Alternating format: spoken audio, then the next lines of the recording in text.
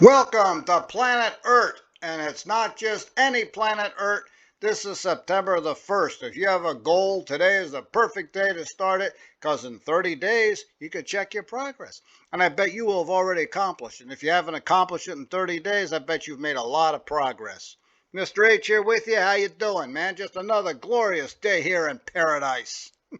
Gonna plunge into some history right off the bat. Hey, look at that. U.S. not playing well or getting along with others. I was in class, and they were asking, Mr. H, how many wars the United States been mixed up in? I said, big declared wars? I said, yeah. I said, that's why you're here in class. Find out. And I gave him this line here about not playing well or getting along with others because that's just kind of how we are. That's how the country got started. All the immigrants from, you pick a place, man, Britain, Greece, Germany, Japan, Antarctica, didn't fit in so great in the old country, so they came over here and created their own lunatic, psychotic country. That's us, the United States of America. Now, how did this whole thing get started? Well, we're originally good British subjects, doing our best for God and King and Empire. And we have the French and Indian War, 1754 to 1763, starting right there in the great city of Pittsburgh. That's Fort Duquesne, later Fort Pitt, right there on the park from the Monongahela and Allegheny. The fort there, you see it's been marked out. Didn't look very big, but it doesn't matter. It's where it's supposed to be. Those little points where all the cannons are, and the cannons pointing towards the fountain. Used to be a French toilet there. Yeah, they've actually got the blueprints. I always stand right in that same spot all the time I visit. I know, sick sense of humor. Nonetheless, the British and their American colonial subjects defeat the French in 1763. And we think everything's happy. One big happy united empire. It's also a broke empire. The British need to pay off their debt. And they try to get their money back by taxing their American colonies. And as you guessed, the colonists over here are not very happy about paying taxes. Don't even like paying taxes to colonial governments. What makes you think they want to pay taxes to somebody on the other side of the ocean? See how American nationalism is getting started here? So it's going to get nasty. Real nasty. Revolutionary War, Lexington, Concord, all that in 1775. Here's Washington crossing the Delaware. I don't know if there are ice floes there, but we know he got to the other side and kicked some serious British hiney. Actually, Hessian hiney, because they were using, mercenaries at the time. But the British are paying them, so, hey, you're British. So this war goes on for a while till 1783, and of course, the United States defeats Britain. Had a little bit of help there from the French. So there you are. We get the little green thing right there. See, that's the United States. Got the colonies, gave us everything all the way up to the Mississippi River. So America claims everything east of the Mississippi, but Canada still belongs to the British. Florida looks kind of nice, but it belongs to Spain. 1803, we get the Louisiana Purchase from France. Napoleon really wanted to unload this thing because he couldn't really protect it. We want to get New Orleans. We offered him 15 million bucks for the city. They said, how about 15 million for the whole thing? Sounds like a great idea. Doubled the country in one shot. Now, as we were fighting against, as the French and British were fighting against each other, the United States being a neutral, asserted it had the right to trade with the French and the British. Of course, the French and the British saw it the other way. They'd stop our ships, raid the ships, take stuff off the ships, take people off the ships. The French did it a couple times, but the British did it more than anybody. And we have a bit of a history with them, and we went to war with the British. Yep, the Screwball War of 1812. A war nobody was prepared for. You keep attacking our ships, we're going to take Canada from you. United States Army, 7,000 people, woefully unprepared. The British Army, they're fighting against Napoleon. So all the British soldiers that are in Canada are going to say, shall we say, second string, third string, maybe even practice squad. It was a miracle these armies were able to ever fight each other. So for 2 years, they just kind of shoot at each other and accomplish absolutely nothing. They signed the Treaty of Ghent in 1814, but the war still goes on into 1815. Yes, communication of the time, and like I said, everybody is grossly incompetent. I call this the Screwball War because in 1814 they burned down the White House. The British burned the White House down. They brush the militia out of the way. They walk in, they have dinner, and then they burn the thing to the ground. And then the battle for New Orleans. right? NOLA, New Orleans, Louisiana. A fantastic, crushing U.S. victory fought about 2 weeks after the end of the war. Yep, communications. The British tried to go right up the middle down the Rodriguez Canal, and yeah, they didn't make it. Twice. So we call it a win, right? We didn't get Canada, but man, they never messed with our ships again. You look at that American flag, you say yes or no, sir, and decide we're going through or not. Always be polite. So after that, though, we kind of got along with the British a little bit better. It wasn't easy, though. You see up there, 1818, the Red River Basin, we had a little bit of land that went over the 49th parallel, so we just drew the line and we decided to exchange land there. 1842, we fixed up Minnesota and Maine, decided what we're going to do there, Treaty of Webster-Ashburn. So we're getting along with the British a little bit better. Down south in 1818 rather, Andrew Jackson, the original Florida man, invades Florida. Yeah, just kind of invaded the whole thing. Well, the Spanish decided we were going to give it up and figure out where the border is, so we ended up getting Spain. We ended up getting France. See that occupied by U.S. in 1813? Yeah, that was a rebellion led by American settlers who proclaimed the Republic of West Florida, and then a month later applied to be annexed to the United States. Oh boy, that sounds like a good practice run for Texas, because we have American settlers in Texas that belonged to Mexico after 1821. They start a revolution in 1836 with the American Revolution all over again, this time against Mexico. A lot of aid from the United States, and Texas becomes its own country. It wanted to be annexed immediately. The United States decides to hold off because they've got that balancing of slave states and free states at the time, and they didn't want to go to war with Mexico. In 1845, they decide to annex it, and we're going to have to go into war with Mexico. We have a dispute with the British over the Pacific Northwest, but we're keeping it polite. And since we go to war with Mexico, the British said, why don't we just split it in half? So we do. And there we are. Oregon country ceded by Great Britain in 1846. We gave up our claim north of it. They gave everything south of it. We have reached the Pacific Ocean. But we still got the war with Mexico to fight. And we are going to fight Mexico and defeat them very badly. Mexican War, 1846 to 1848. I've never felt good about this one because we kind of started this. Down in South Texas, the Nucas River and the Rio Grande, they weren't sure where the border was. So an American force went down to the Rio Grande, and in Mexican eyes, you've invaded Mexico. In American eyes, the Mexicans jumped the border into the United States. Whole thing was pretty bad. It started a war, and we win really big. Rip off the entire northern half of the country. There it is. See, ceded by Mexico. Some Mexican irredentists have screamed they want it back. After you've seen LA and San Francisco, I say, do you sure you really want it back? Nonetheless, it's ours. We're keeping it for better or for worse. And like I said, the more I look at California, the more I think it's worse. Not a political statement, just it sucks to live in the coast of California. So that belongs to us. In 1853, we bought the Gadsden Purchase. We were thinking about putting a railroad through. It's going to be southern Arizona one day. We bought the land for $15 million and never put a railroad through. I've been there on the Gila River. I used to think, wow, that used to be the U.S.-Mexican border. And you know, there is a city there called Florence, Arizona. Big prison over there, and a McDonald's where all the prison staff go for all their breaks. So, you know, McDonald's, they figured this out they figured this out. All right, they're not stupid. Good job, McDonald's. So, after ripping off the northern half of Mexico and poisoning our relations with Latin America for the next century and a half, well, we decide we're going to start fighting ourselves.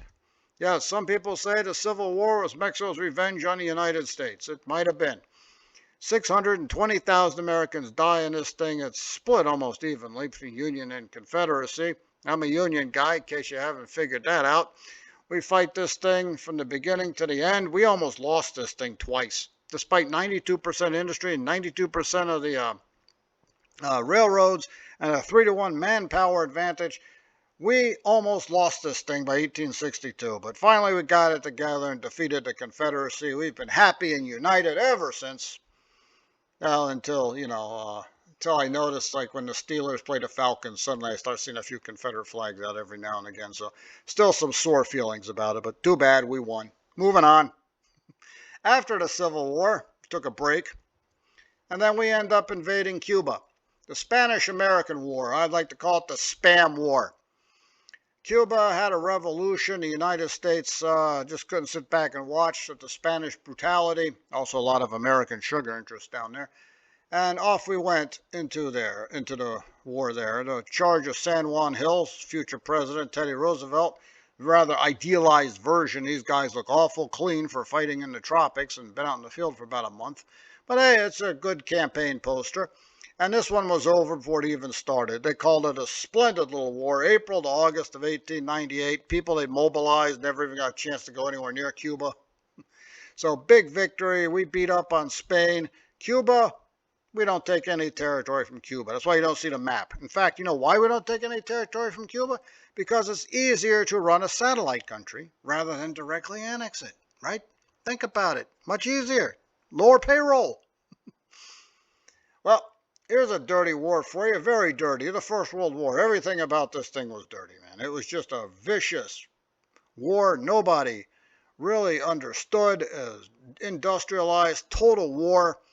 There we are, American Marines in British uniforms and French equipment, doing the fighting over there in northern France.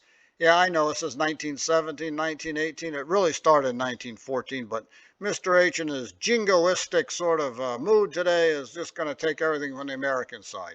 So 1917 and 1918 is when the U.S. is there, and we turn the tide. And why did we get mixed up in the first place? Because the Germans kept attacking our ships. How about that? 100 years ago, mad at the British for attacking our ships. This time, we get mad at the Germans and fight alongside the British. How about that? You know, nothing stays stuck in time. Alliances always shift around. Other people will charge. We also had $3 billion, 1918 money, invested in Great Britain, so we couldn't let them go down. Yeah, that sounds about right. Second World War. After the first, you got a second. Started in 1939 when Hitler invaded Poland. We got mixed up in 1941 when the Japanese hit Pearl Harbor. We had a couple clashes there with some German naval units long before then. But, you know, the attack on Pearl Harbor, you just couldn't ignore that. And 4 years of absolute anarchy, blood, death, and 2 atomic bombs. Ends with a big U.S. victory in 1945. There we are, Iwo Jima and the flag. America in 1945, this is difficult. Now, we are the preeminent superpower. Britain's our ally, but they're crippled. We've got a Soviet rival who might be potentially as strong as us in due time, not there yet.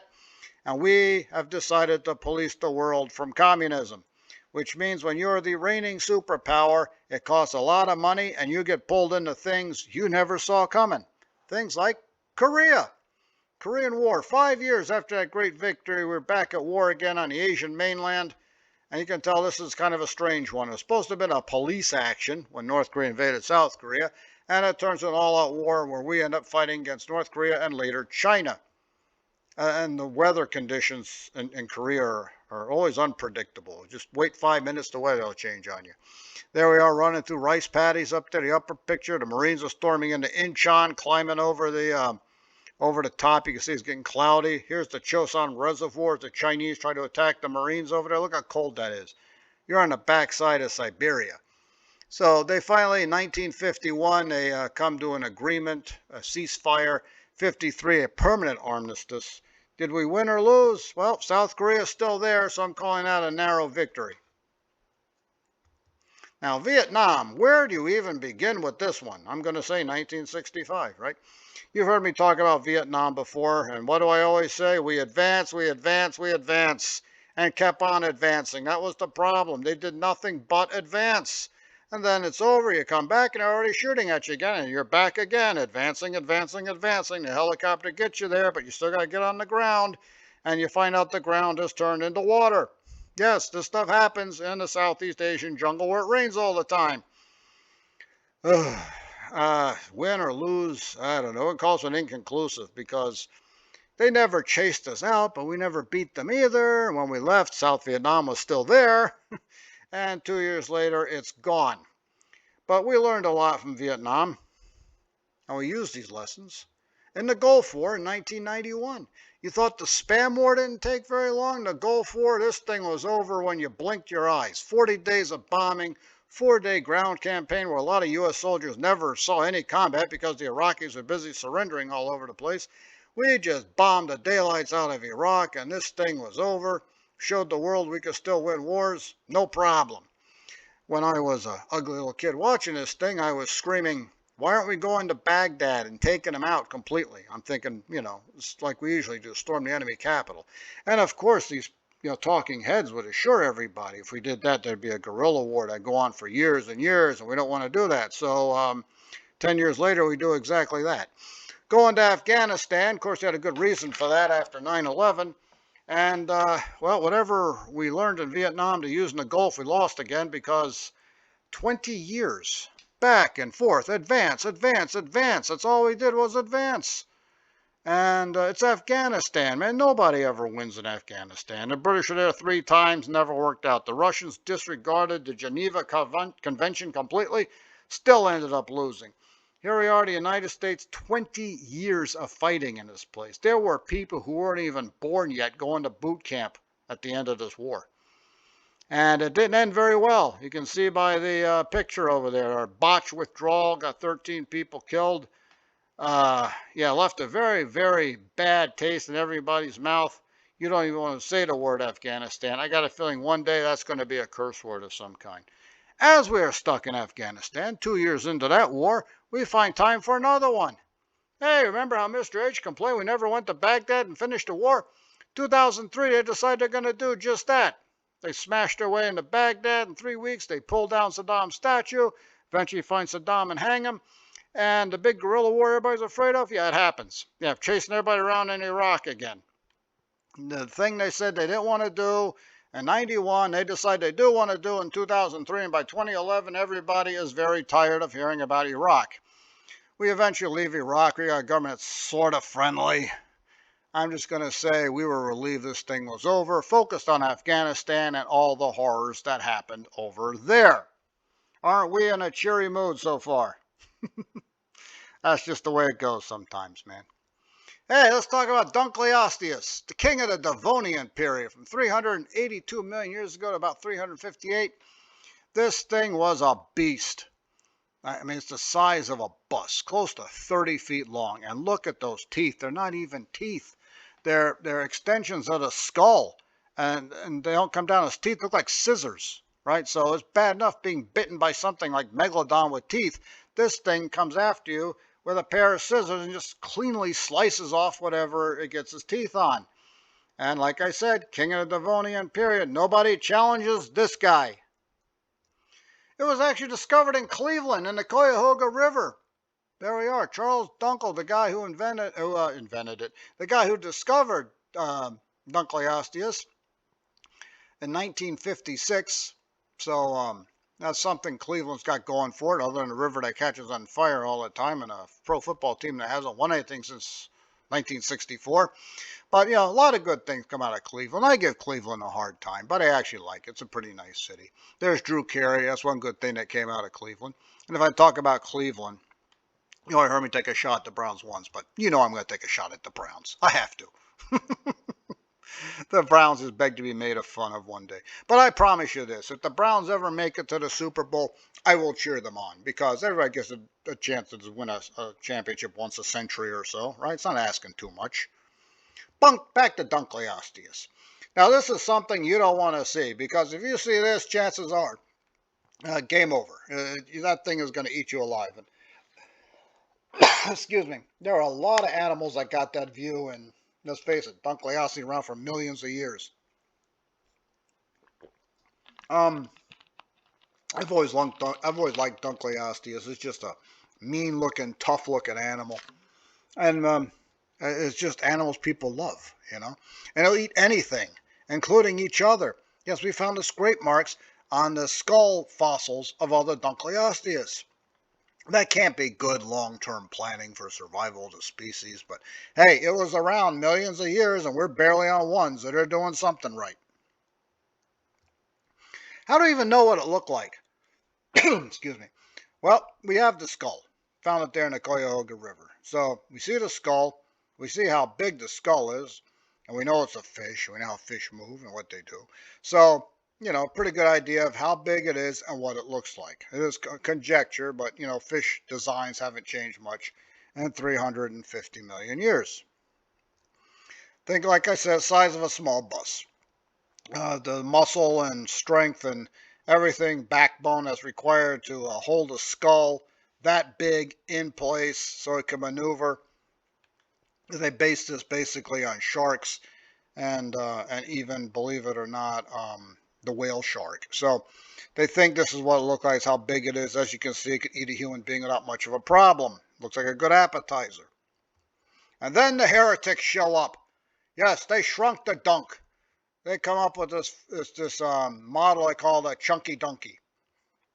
It's supposed to be a little bit smaller, still big enough to eat a human being. Their hypothesis is it's in the water, so it doesn't need quite as much muscle and skin to hold up the skull, so it can actually be smaller. I'll be honest with you, I'm not sold on it. If you got the evidence, please show it to me. It became extinct 358 million years ago, so I guess we'll never know. But I'm going to stick with the big one for a while. It just doesn't seem like it would be that size. It just seems like something that would be pretty big. Did you know that the Dunkleosteus is a very popular animal toy in Germany? Yeah, no surprise there. I don't know why it doesn't surprise me. But it's very popular in Germany, and people are always running around with these things. It's some kind of strange fad. These are the people that brought you Dieter and Sprocket, so is anybody really surprised? Speaking of surprising, hey, the Oakland Raiders, every time you hear they're going to move, it's not a surprise.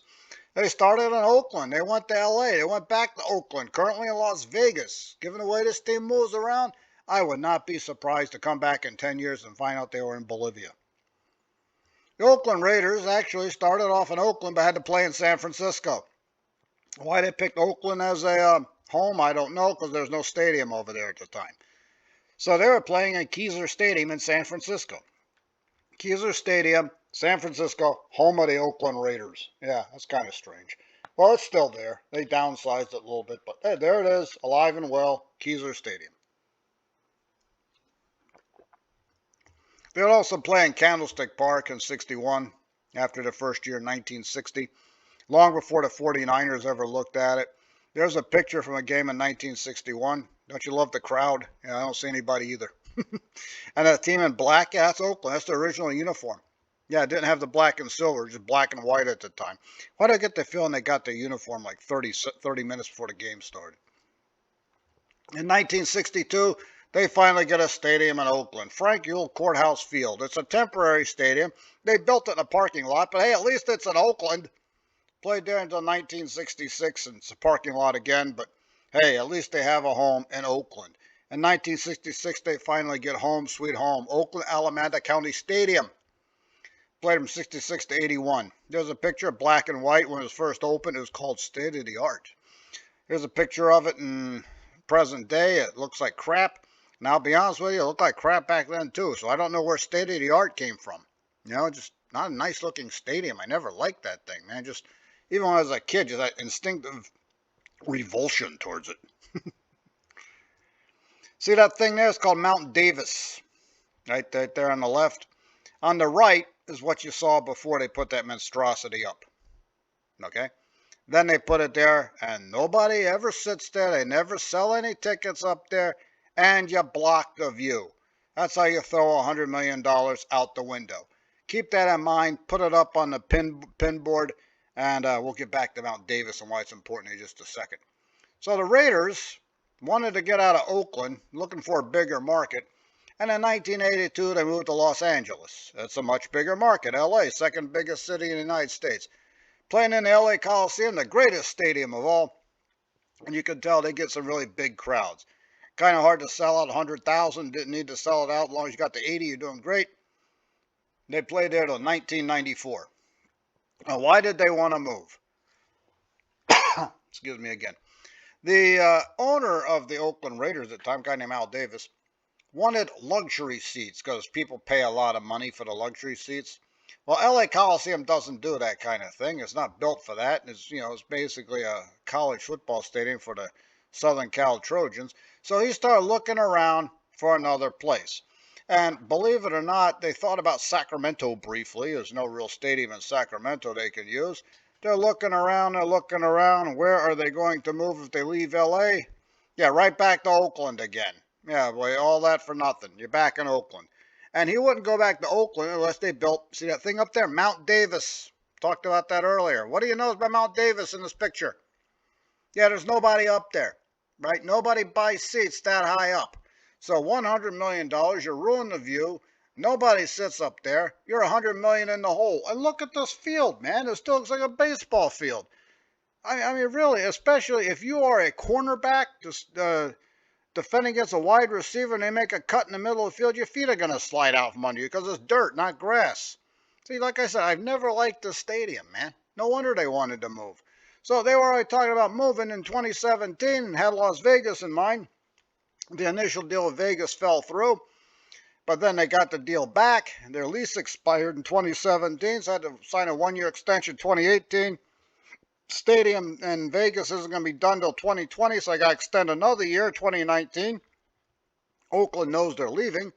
So, you know, the city tries to soak the Raiders with the biggest possible rental agreement they can find. So in 2019, they started looking around in case they couldn't play in Oakland.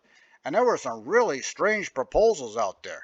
Instead of playing in Oakland one more year, they thought about, well, if we go to Vegas and play in Sam Boyd Stadium, the college stadium. Okay, that could work in a pinch. I mean, it's not that bad. It could work as a temporary stadium. Remember Frank Ewell Courthouse Field? Yeah. But they didn't want to do that. The new owner, Al Davis's son, Mike, he said he wanted to start clean. And I don't blame him. I mean, if you're going to move to a new city with a new stadium, start in a new stadium. So we'll keep Sam Boyd open just in case Oakland, asked for too much. But, they end up playing Oakland one more year and got booed off the field. But before they could figure that out, other proposals came through. Got really weird.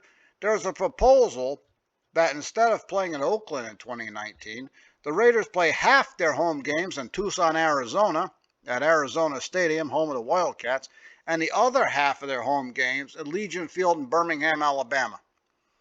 Okay, that's just weird, man. I don't know why anybody would think that was a viable option. And then it gets stranger, man.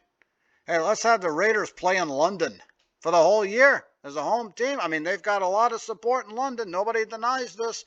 But, there's been talk about NFL team in London, but it's not going to work. And they say this would be a good test case. Come on, man. There's different economies here, the distance. And a team from the West Coast flying all the way across the United States to Great Britain to play. Oh, give me a break. So London's out of this. No chance. So they end up just signing a lease in 2019. But they got the stadium they wanted. Allegiant Stadium, a.k.a. the Death Star.